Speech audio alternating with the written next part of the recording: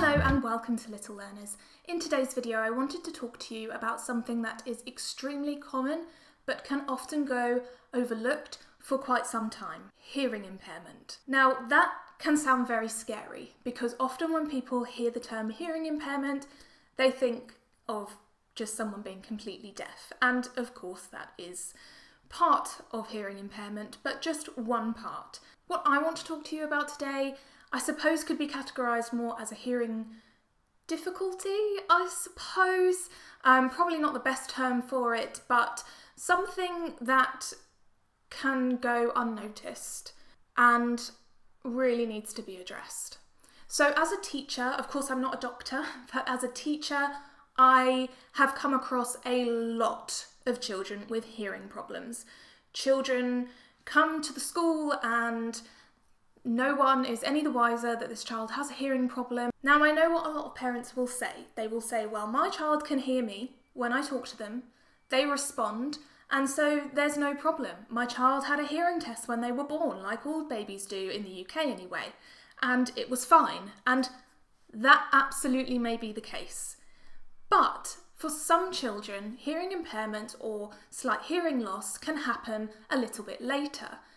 It's often a very temporary thing, but even though it's temporary, it can still last for quite a long time, and at such a vital time in a child's life, their early development, it can cause a lot of problems. So I'm going to tell you some of the things that I look out for as a teacher. So as a teacher, the kind of warning signs of hearing loss are many, but they probably start with speech problems. So a lot of the time if a child has a speech impediment, or they don't speak very much, or they aren't very clear with their speech, it's kind of muffled, or it's hard to understand them, that is an alarm bell for me that there may be a hearing problem. And children get to the age of 4 or 5 when they come to me in reception having this problem without their parents ever really noticing, and that is completely normal because as a parent you know your child better than anyone else, you are around them all the time, so you can understand them. Often when I've spoken to parents about their child's speech difficulties and approached the topic of a hearing problem, the parents will say to me, I can always understand what my child says. But then I say to them, well, have you ever noticed that other people find it difficult to understand them, other children or other parents? And more often than not, the parent will say, yeah, I usually have to say, oh, she said this, or oh, he said that, which becomes completely normal. And I completely understand why parents wouldn't even think that that was a problem, because often people, especially people without children, don't understand what little children are saying. So it just becomes the norm.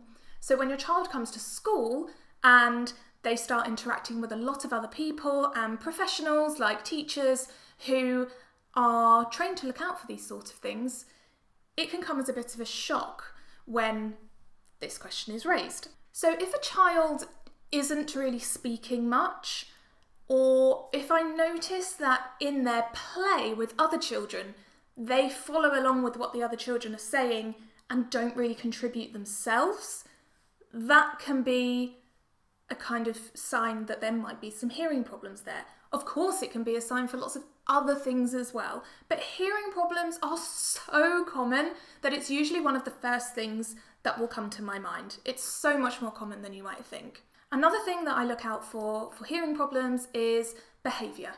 So obviously, again, different behaviours can show you a range of different needs or problems, or just that a child is dealing with their emotions. But if I notice that a child is having difficulty communicating and that is the reason that their behaviour is poor, that sends alarm bells for me. So if a child in reception is not arguing, but becoming physical with other children, they get frustrated very quickly and maybe lash out, or they cry or get very angry, that tells me that possibly they're not able to hear very well and therefore cannot communicate in the way that they want to. That can be extremely extremely frustrating. Imagine if you were trying to have a conversation, if you were in a room with your co-workers and you couldn't quite hear what they were saying, but everyone else understood. Almost like you were in a room with people speaking a different language to you. Everyone else understood, laughed at the right times when someone was telling a joke, but you couldn't quite understand everything that was going on. That would be extremely upsetting and very frustrating. And for a child of 4 or 5 or even younger, they don't know how to deal with that frustration. And so that can then show in their behaviour if they're becoming physical with other children or getting very upset or even becoming withdrawn. Another thing that might show me that there may be a hearing problem is when I'm reading with children. If children are having difficulty learning to read, there are of course, again, lots of different reasons this might be happening, but hearing issues is definitely one of them. So if a child is looking at a word and is struggling to sound it out, or more often than not, they start to sound out and they're getting a bit better at sounding out the word, but then when they try to put all of those sounds together to make a whole word, they just cannot do it, that tells me that there may be a hearing problem. So for example, the word mat. Even if a child has managed to learn their phonics, which may then end up fooling a lot of people that there isn't a hearing problem, if they've managed to sound out t, but then putting it together, they haven't got a clue. That tells me that there may be an issue with them being able to hear how the different sounds may merge together and actually just being able to hear these sounds. Certainly if a child has trouble learning their phonics, that's another thing that may show that there may be a hearing problem. Now, I don't want to scare anyone with this video. Absolutely not. That is not my intention. And as I said, hearing problems in young children are so much more common than you think. And most often than not, the children who I have taught who have had a hearing problem have had something called glue ear. Now, I will link some information about glue ear down below because I think it's very important for parents to learn about. Now, glue ear is often a very temporary thing and it may last not very long at all, or it could last years. And children who have had glue ear from a very early age won't be able to tell you that they can't hear properly because they've never known any different, which is why then it becomes so normal because the child doesn't exhibit any kind of signs that they can't hear. They can't tell you that they can't hear. There's obviously signs that you can notice, and you've only ever known your child to be this way, so you don't notice either. So that's why it's really important to know some of the signs that you can look out for. If you suspect your child has glue ear, you should definitely visit your doctor.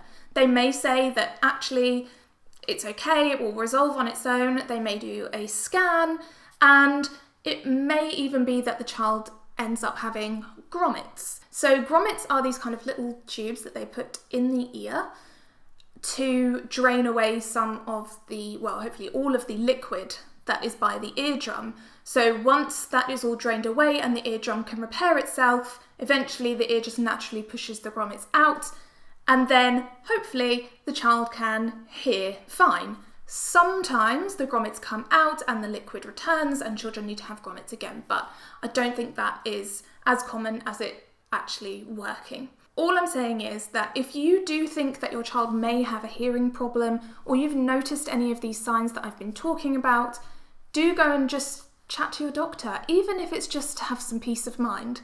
Talk to your doctor about your concerns. As I said, you know your child better than anyone else. If you've noticed a change in their behaviour that you think may be linked to their hearing, absolutely talk to your doctor about that. Or if you're worried about how your child is progressing, maybe since they've come to school or even before school, and you think that might be linked to their hearing, just go and talk to your doctor. It may be that there's no problem, but I really do think that if there is any concern ever, you should definitely go and speak to them, because more often than not, any kind of hearing issue will be easily solvable. I've just realised I've been filming with this light switch in the shop the whole time. Maybe I should be talking about vision problem in this video. So to recap, the main things that I look out for as a teacher, which are linked to hearing problems, are behaviours which I would deem inappropriate for a child's age, so becoming very easily frustrated, becoming very aggressive with other children, or becoming very withdrawn or easily upset. I would look for whether or not children are participating in play. Are they just playing along with other children, or are they actually speaking and contributing to the play? Can a child learn to read? Are they struggling to say particular sounds or to blend sounds together? Does a child have speech that is sometimes difficult to understand? Do you have to really know the child very well to be able to understand what they're saying? Do they have a particular speech impediment? The thing about hearing problems and all of these issues that can be signs of hearing problems is that they often lead to people thinking that a child is just very naughty, which is so sad because this poor child can't hear properly, can't communicate properly, can't live the way they want to. They can't exist in the world the way they see other people existing, and they can't tell you why. They can't understand why they feel that way.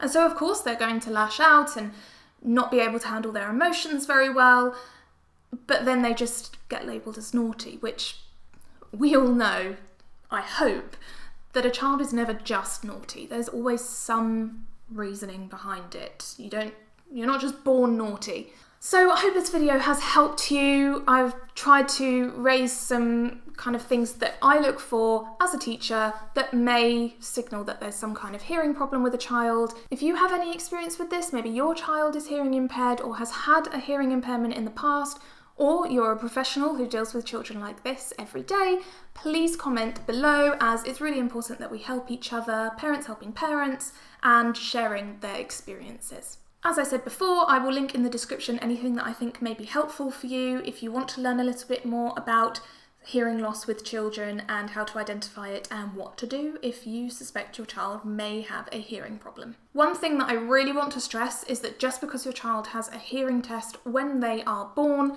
it doesn't mean that by the age of 4 their hearing is still perfect. So please remember that just as it's important to check a child's sight, it's also important just to make sure that you're checking their hearing.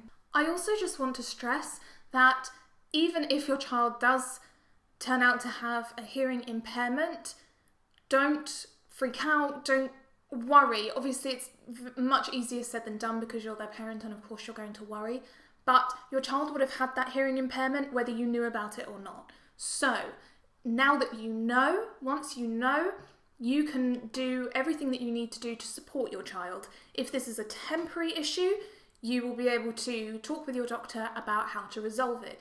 If this is likely to be something a little bit more long-term or completely long-term, you now have the ability to support your child and do everything you can to make life better for them. Because before you knew, you weren't able to do that.